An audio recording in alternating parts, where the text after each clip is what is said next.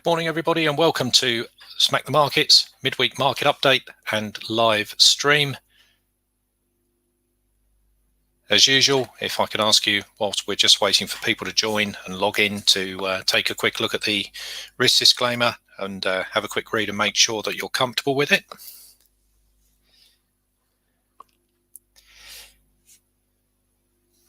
So today we've got Mr. Biden taking office. So quite an interesting day.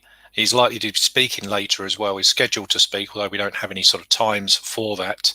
So it's obviously something to bear in mind if we hear of any sort of policy decisions which may have any sort of impact on the markets. Possibly unlikely to, but just to be aware of that. Hi Fergal, morning Patricia, hi Miles.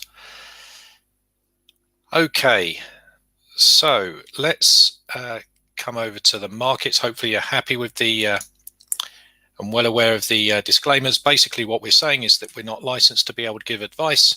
The markets, the analysis that we're discussing, they're purely for our opinion and presented here for training and illustrative purposes only.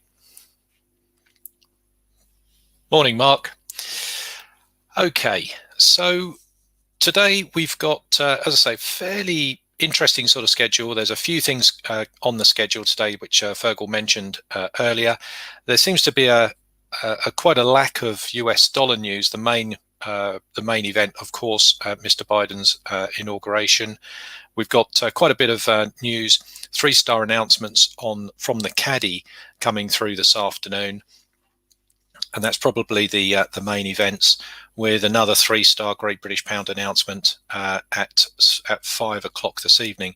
This morning, the only thing we really need to be aware of is Euro at 3-star Euro news at 10 o'clock. So from a strengths and weakness perspective, I've got strength in the Aussie and the Kiwi today. I've also, as the morning's been developing, we've seen more strength coming into the Great British Pound. So I think those three key markets are the most interesting. On the weak side, I've got the US dollar. So we've continued weakness in that dollar market, and also in the Swissy and the yen. Now, we're also seeing weakness in the euro at the moment as well. So again, could be some interesting moves on that. So we'll take a look at a couple of euro markets too. Hi Michael, hi John, Andrew, fantastic. Right, so let's start to do a quick recap of the markets that we discussed on Monday and the moves that we were discussing in the newsletter. Again, if you've got markets that you are interested in, then please post them into the chat and we'll take a look at those live as well. If we have a look at the Dow here, I mean, first of all, on Monday, what we were looking at here was, if we open this up on the daily, the market was back in here into this sort of level. So the level I've got here on the futures market is around 30,680. It basically sort of coincides with these lows and this high up here. There's quite a sort of a level and sort of structure point through here. Now the market sort of was at this decision point on Monday, and the question was, we're going to find support in here and get a push towards the long side and get a push up here towards that 31,000 level again, or is the market going to take out this and actually roll over? And we were, as you can see here, from a higher time frame perspective, we've got the next structure points right the way back down here into 30,000 and 30,200. Now, as you can see, the market did manage to find support through the morning, and again, Monday was closed markets for the US for Martin Luther King Day, so not a great deal of liquidity coming through. So the market managed to sort of find support in here, and then since then we've had a bit of a bounce and a push higher. So at the moment here, we have got a push to the long side on this, and the next sort of structure level that we really have up here is around these highs. So we've got around 30,000, 31,000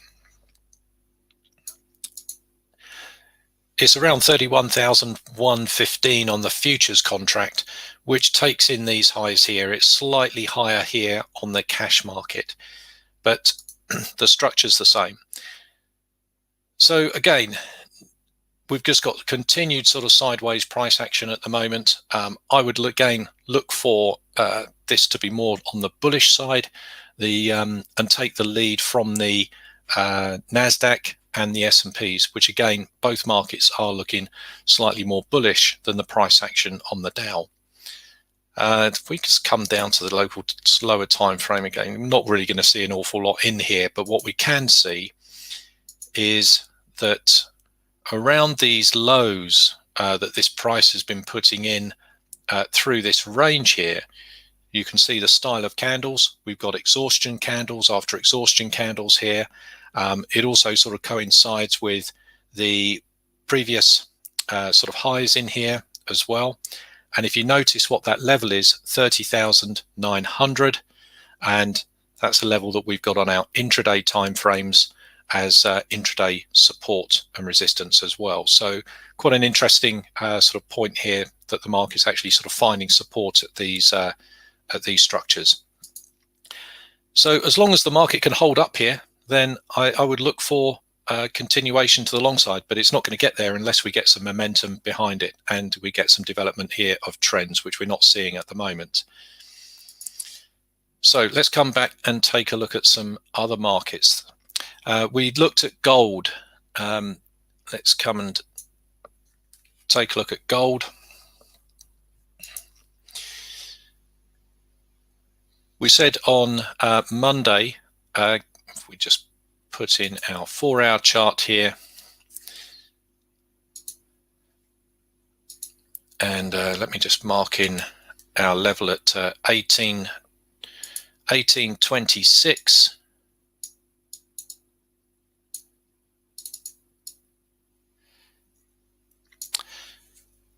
So we had two windows here and a decision point on Monday where the market pulled down into the 1826 level. We can see that the 1826 level has been quite a support structure for this market. And again, the question was, were we going to find support here? If we were, the trade was for a move up to 1850. If we couldn't, then the trade was, and the move was down here to the 1800 level. Now, when we're looking at this on Monday, this candle here had already been printed. So the spike down had already been printed and the rejection. And we were looking for whether the decision here as to whether this was going to reject and roll over or whether we're going to find a bounce. And as you can see, we found the bounce here. And the market has now sort of continued. It's closed the window now up to 1850. And now the question is the next window up here. Now, there is a level on our intraday time frames at 1860. So 1860, you can see that up here, we've got these highs, which coincides with previous highs and lows as well. So we've got this trading window, and then above that 1860, then we're really getting into some interesting bullish action if the market can get above 1860. So as you remember from Fergal's post this morning, gold and silver both looking bullish to the long side. So we've got those intraday timeframes on the watch list. The other one that we spoke about on Monday was the euro. So we have a look at the euro here. And so the trade and the opportunity that we were looking for was a move down to the 120 level. Now, we haven't had that because the market sort of broke through the 121, 150, which is a significant support and resistance structure on this market just underneath here. We got halfway through and then we've had that weakness coming back into the dollar, which has retraced the euro. Now, interestingly, it's pulled right the way back up into this 121.50 area, and you can see now the price action that's starting to form today is a nice bearish candle. So again, we've got weakness here coming into the indicators. At the moment, the weak dollar is certainly not supporting this, but the weakness that we've got in the euro at the moment is evident here. It's actually sort of showing through this. And again, if we start to come down to the 4-hour chart, we can see the rejection of this level. Again, it's not defined yet, but if this does continue to roll over, then we could start to look at opportunities for a continuation short. These trends are starting to look sort of rather weak now, particularly with the 4-hour, the 8-hour, and the daily time frame. So we still need to be mindful that the weekly chart is still within a very strong uptrend. If we just have a look at the weekly, but as you can see, reasonably a pullback into 120 could still be very reasonable, even if the market finds support at 120. So that's the move that we're sort of considering at the moment. So that's what we're looking at. If we just come down to sort of lower time frames, maybe come down to the 1 hour, we can start to see sort of evidence of weakness coming into this market. And again, you know, if we can start to see probably sort of breaches of these lows and this neckline, then that's going to start to give sort of further evidence here of extended weakness in this market, which may give us an intraday opportunity, which we may be able to extend into a swing play. So an intraday opportunity possibly down to the level that we have in here, the existing level, where the market actually found resistance and support. There's certainly enough room for an intraday play to that point, but then we could also sort of look for keeping some in for that consideration of possibly that move down to that 120 area. So that's what I'm looking at on the euro. So let's have a look at some new markets this morning. So as Fergal sort of mentioned in the prep this morning, I think some of the better markets out there at the moment that have strengths and weaknesses supporting them are the Aussies, particularly things like sort of Aussie yen, Aussie dollar. All of those markets have got strengths and weaknesses in alignment. We just have we've also got the Kiwi, which again, Kiwi against markets like the yens, the Swisses, and the dollars, that's got strengths and weaknesses supporting them as well.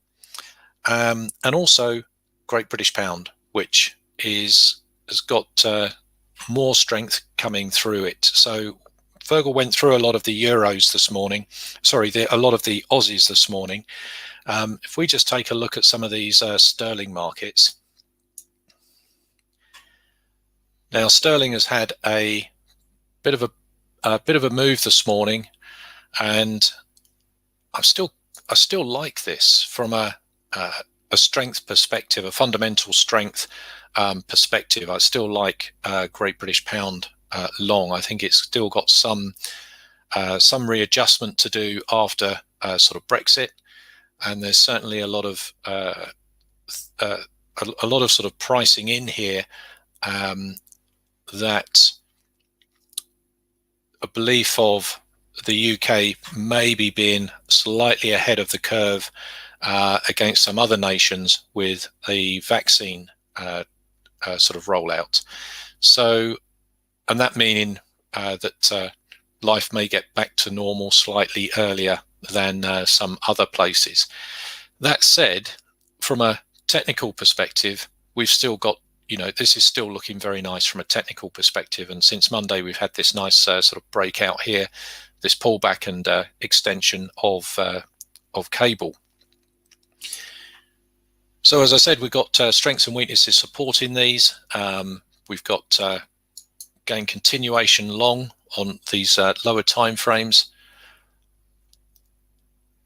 The one challenge I think we have got with the technical structures here is that price is coming up to an area here where it's tested, we've got a double top here effectively.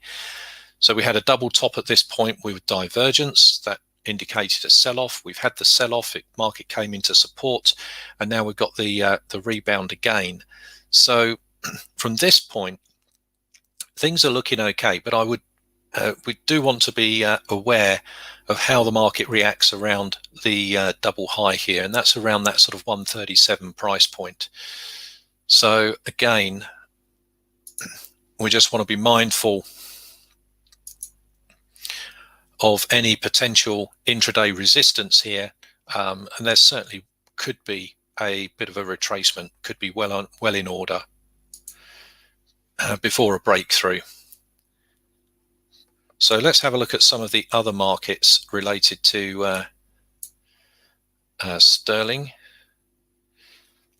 See if we've got some better opportunities there. So this is pound yen. So very similar. It's like most of the move has already occurred this morning. So the sort of thing we could probably be looking at here is it's a bit late to be getting in here, but possibly into some sort of retracement back into these levels. That's 141.75. Back into these sorts of areas, back into the moving averages could be very nice. Let's have a look at what else we've got. I was thinking the Swissy was probably looking one of the better ones. Nothing there on the daily.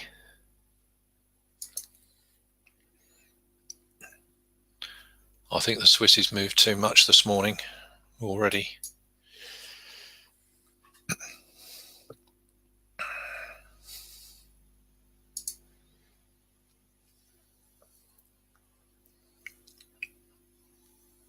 And this was the one that we had previous week when the market came back into the moving averages back here. Again, at the moment, we've still got this trading window here, which actually takes it up to 122 on the on pound Swiss. But we have got these double highs here, which the market's just at there now, which isn't too bad. Okay. Let's have a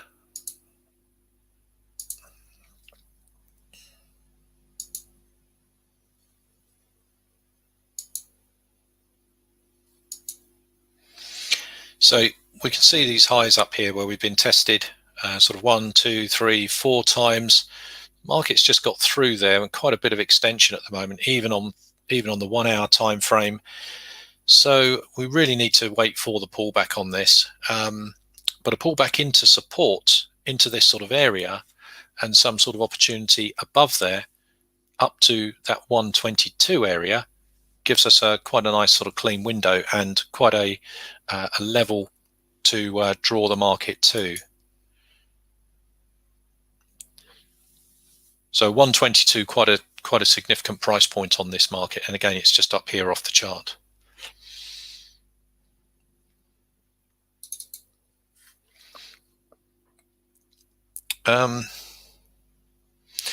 So I think those were the best sterling markets that I picked up this morning.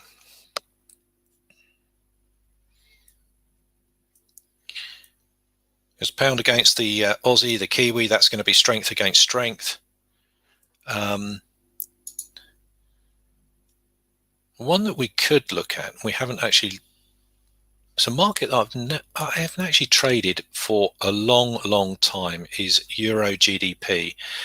Let's have a look at this. Of course, we've got strengths and weaknesses supporting this at the moment, with the weakness in the euro today, the strength in the pound.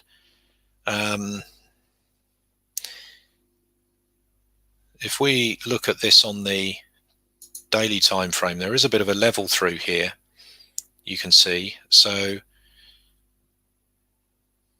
at levels around that sort of 88 600 area, taking in these lows, and the market's now sort of just around that price point. It's just breaching it slightly at the moment. So things are looking fairly good here for continued weakness. Let's just see what detail we can get on the weekly. So on the weekly chart here, you can see that we've got a new trading window below this level, right the way down to about 87, around about 87 100.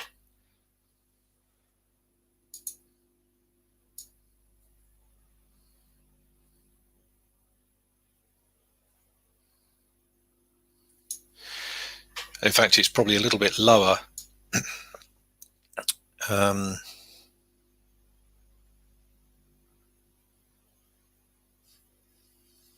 Probably about sort of 87, I would say.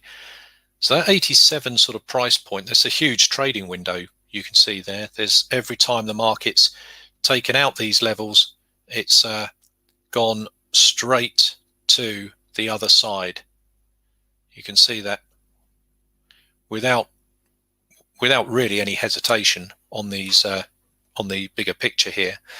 So again, this one could start to be rather interesting. Again, quite interesting because it's a market that I haven't traded for a long time, and I think I might have had one trade on this since the Brexit referendum, because the price action was so sort of polarized here with sort of spiky action.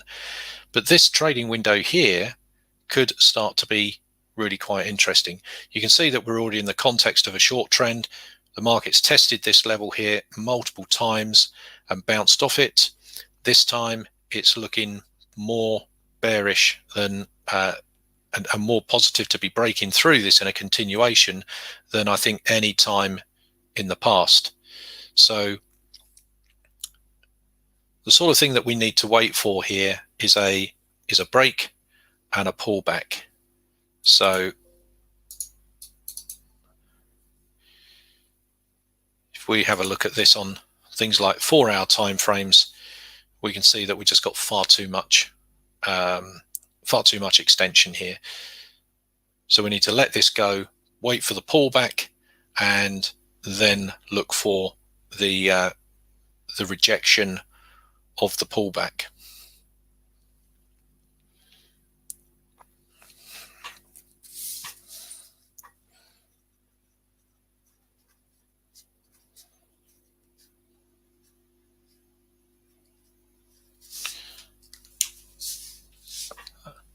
Okay, so if we come back now to some of the others. So again, I'm trying not to go over some of the markets that Fergal covered in the morning prep, and that means I'm still liking those, of course. The Aussie markets still looking good. We've still got strengths and weaknesses supporting those as well. But if we have a look at some of the Kiwis, the Kiwi yen, for example,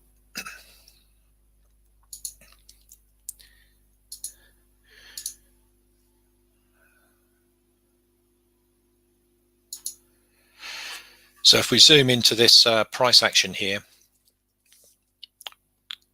today we've got strengths and weaknesses supporting this long. So we've got strength in the Kiwi, we've got weakness in the yen.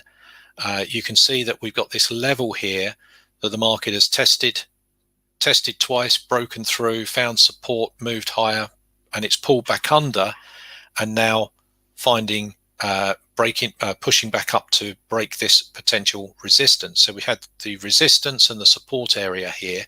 That's around that key level of 74. Markets now, as you can see, price action just starting to push through this.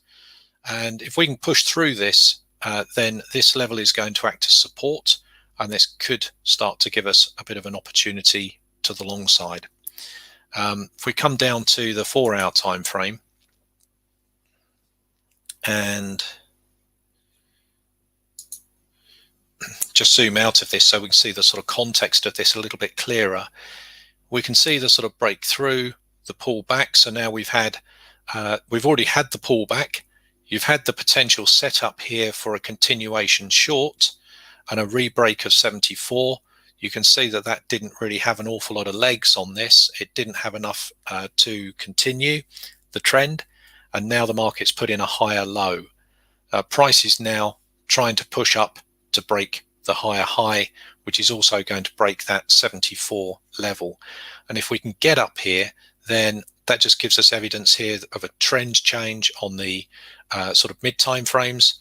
It also gives us a bit of a continuation on the daily time frame, and it also gives us the support area here, or the 74 area here, acting as support. So again, finding support in here gives us a good area to start to look at areas here for stops and moves to the long side. And if we start to look at structure here, you can see that we've got a trading window up to around sort of 74.5, just over 74.5. You can see 74.57. We've got that sort of trading window which we can look at intraday plays. We can look at intraday plays here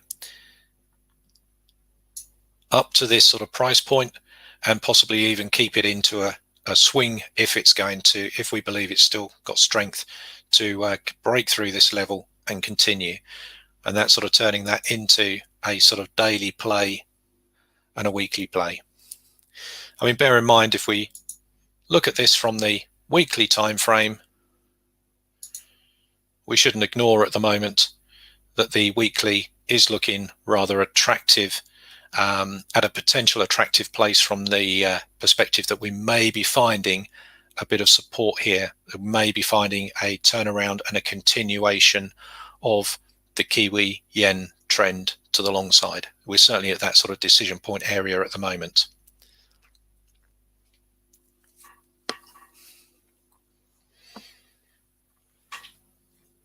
Morning, Satar.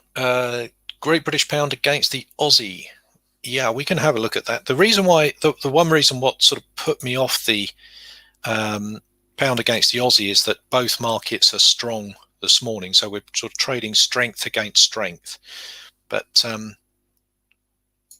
we'll have a look at that. Let's... in fact, before we have a look at that, let's just take a look at a couple of other of these Kiwi markets, because the other one I wanted to have a look at here was if we had something here on the Kiwi Swiss, which are likely to be relatively similar to the yen. But if you look at the Swissy, this is Kiwi Swiss, the daily, this is the weekly time frame. We can see that the market has actually pulled back into the moving averages, pulled back into a structure level here on the weekly chart, key support and resistance, within the context of a very nice trend as well. So this market looking interesting to the long side from a macro perspective. The same here on the daily time frame. You can see that we've got a low here, slightly higher low. I think this low here was an equal low. Yeah, so it's an equal low or a slightly higher low here, as you can see. And now the market's starting to break through key resistance and support similar to the Kiwi yen. So again, starting to come around again. The one thing with this market is that I don't think that the 4-hour time frame is looking quite as sort of developed as the Kiwi yen. So I think the Kiwi yen is looking more bullish than what the Kiwi Swissy is, but you can see the sort of strength coming back into this market here. So I think Kiwi yen out of the Kiwis are looking some of the best, probably some of the better Kiwis out there. I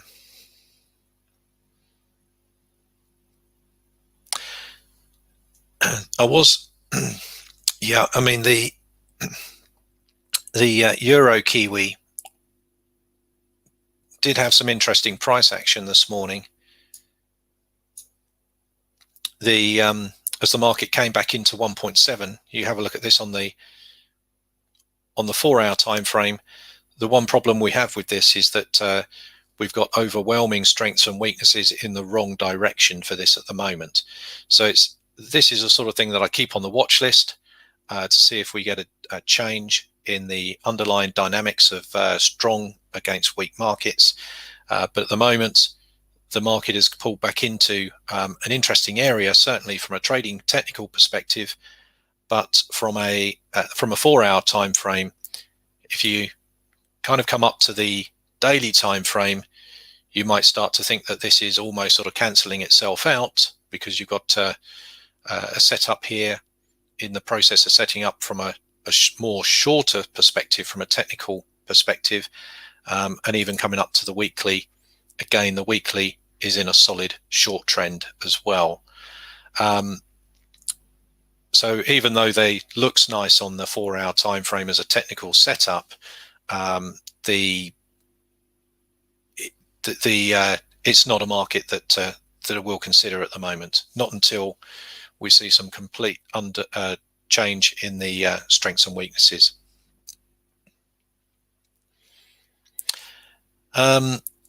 Okay, so if we have a look at Great British Pound against the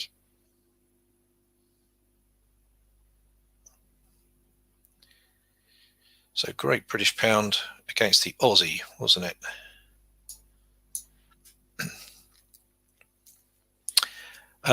Okay, so if we have a look at Pound Aussie, so of course at the moment we've got both of these markets strong. Looks like sterling's clearly winning out of this at the moment.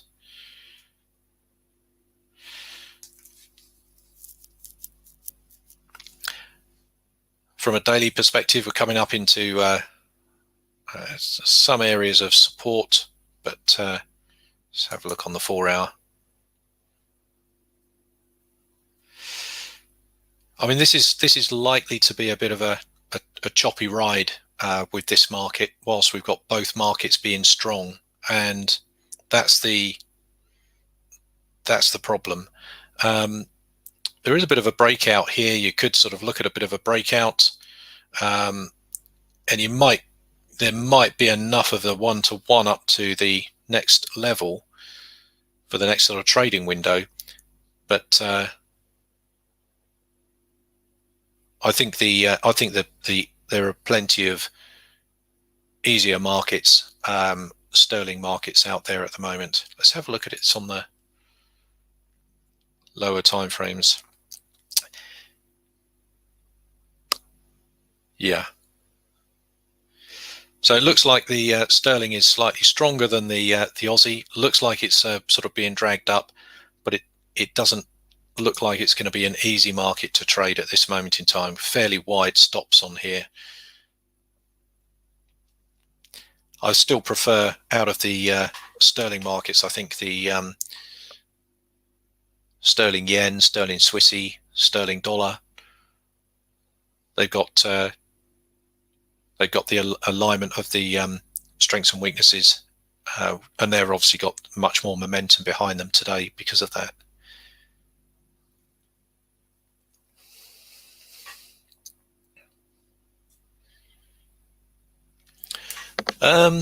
John, so you're looking at the overnight gaps on the dollar index this week. I'm waiting to see if the to see DX weakness at the gap close with dollar CAD short. Okay, so when yeah, I mean there has been some gaps in the dollar. The dollar index itself is quite a thin market. It's not something that that I trade. If you're going to trade the dollar, then one of the best markets to trade is the euro, because that's the sort of inverse of it, and it's also such a huge market. It's the biggest market in the world, the euro dollar. But if we have a look at the likes of dollar CAD, if you're looking at dollar weakness, then the question is, let's get our dollar CAD chart up here.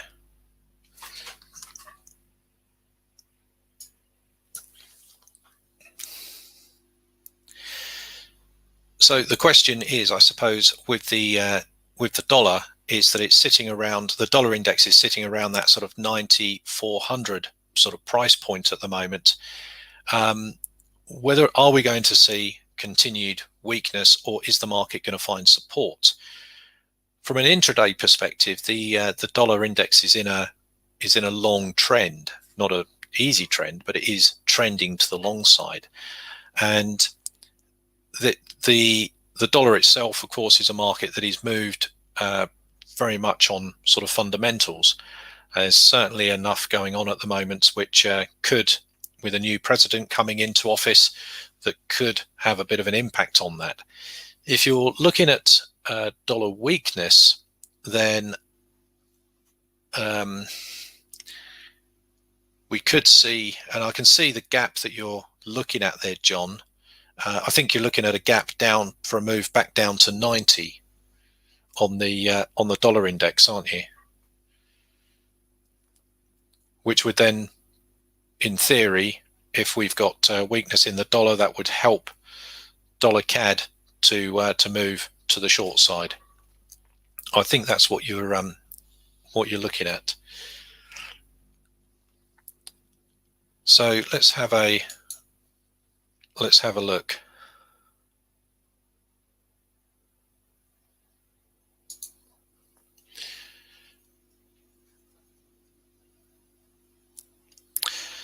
So with this, I think, you know, clearly we've got short trend here on the daily.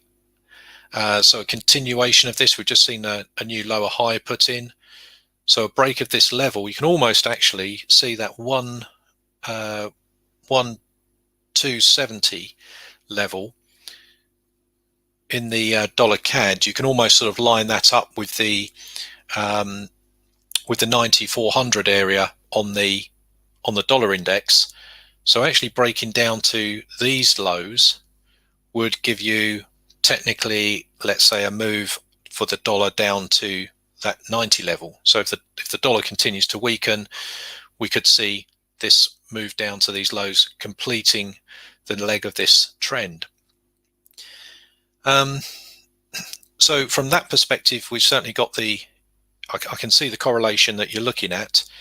The question is, I suppose, is to whether you believe that the dollar is going to continue to weaken, or we're going to see a bounce in the dollar and a strength in the dollar. The only thing we're going to need to do to see that is to see the evidence of price action around this price point, which is why what I tend to do is to look at these as decision points rather than breakouts, rather than trading opportunities, because we can always capture the pullback on this once the decision has been confirmed and made for us. What we can see here is that we can see that there is some strength coming into the market here, which you can see there on that divergence. If we just come down to the lower time frames, we can see a bit of support coming in here as well at the moment. And I think the thing to do is what I would look at here is to look at some sort of look at the sort of structure of the market around this sort of price point. So in other words, if we come down to the 60, we might actually get a bit more activity in here. So we know the level. If we get a breakthrough here, a pullback and a rejection, then that's the sort of thing that I would then sort of look at for a bit more confirmation. And then of course we could look for a target to target that sort of trading window closing. So that's the way that I would look at this. But I think that's a good way of doing it. I mean, that's certainly the way that I look at the markets. We look at the trading windows that the dollar index and other market internals give us, and look at those moves. And of course, looking at dollar weakness, if we know that the dollar is weakening today and there is a trading window, it's broken, it's into a new trading window, we know that the likelihood is that the market is likely to close that trading window. That gives us a direction of dollar strength for the day, and then we can look at trading and utilizing that knowledge to trade other markets which are much easier to trade than the dollar index itself, such as dollar CAD, euro, etc., and trade those in those directions.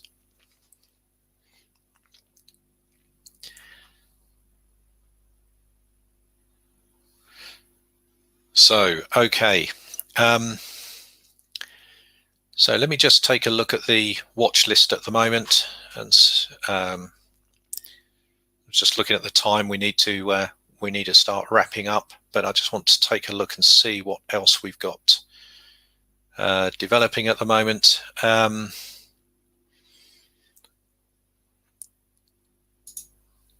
So if we just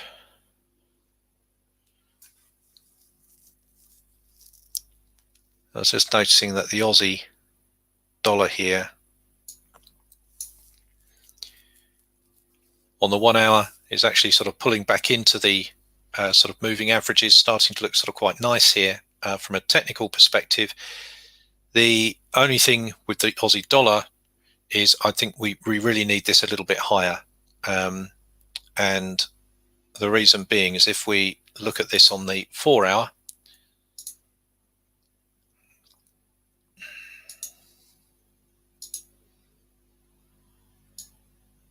you can see that we have got a level in here around 77,400, which is coinciding with all these highs and these lows. There's quite a bit of structure through here on the 4 hour time frame.